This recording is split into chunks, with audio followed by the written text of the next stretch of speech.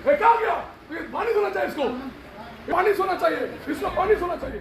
খবরের শিরোনামে বাঁকুড়ার বিষ্ণুপুর লোকসভার মানুষের রায় এই মুহূর্তে ইভিএম বন্দী হয়ে বিষ্ণুপুর কেজি ইঞ্জিনিয়ারিং কলেজের স্ট্রং রুমে। কিন্তু এরই মধ্যে উঠল মারাত্মক অভিযোগ। এ রাজ্যের পুলিশ স্ট্রং রুমের সিসি ক্যামেরা বদল করে স্ট্রং রুমের ভেতরে থাকা ইভিএম বদলের ছক কষেছিল। মোটা অঙ্কের টাকার বিনিময়ে এই কাজে মদত দিয়েছিল কেন্দ্রীয় বাহিনী।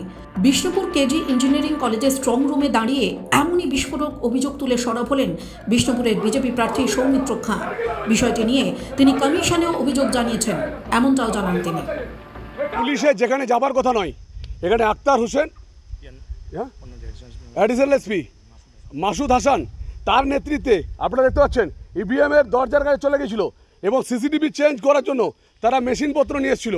যে ফলস একটা সিসিটিভি লাগিয়ে তারা বড় অনেক লক্ষ টাকা ডিল করে সিআইএসএফের একজন আধিকারিক মিস্টার এ কে শাহ তার সঙ্গে ডিল করে আজকে ইভিএমের যে দরজা রয়েছে সে দরজা ভাঙতে গিয়েছিল।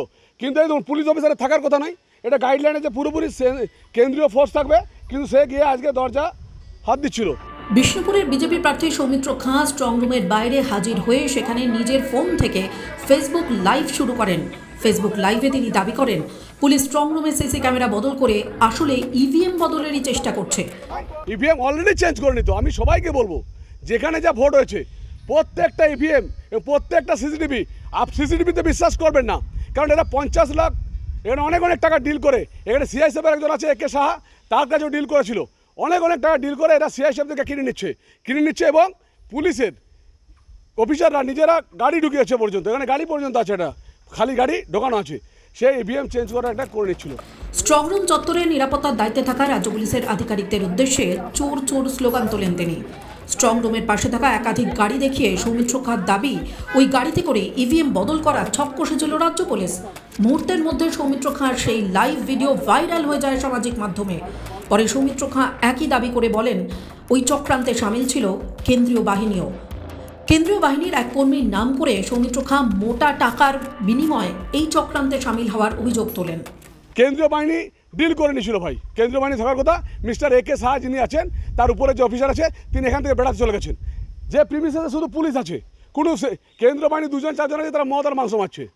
এদিকে সৌমিত্র খাঁর এই বিস্ফোরক অভিযোগকে এক ফুৎকারে উড়িয়ে দিয়েছেন তৃণমূল প্রার্থী সুজাতা মণ্ডল। সুজাতার কথায় আজ যখন নিজের হার সম্পর্কে তিনি নিশ্চিত, তখন হতাশায় ভুগে নিজের হারের দায় কাঁধ থেকে ঝেড়ে ফেলতে এমনই মিথ্যে অভিযোগ করছেন সৌমিত্র খাঁ। মানে এখন আপনারা বুঝতে পারছেন তো যে একজন পাগল এবং মাতালের সাথে আমি কি পরিমাণ অত্যাচারিত হয়েছি।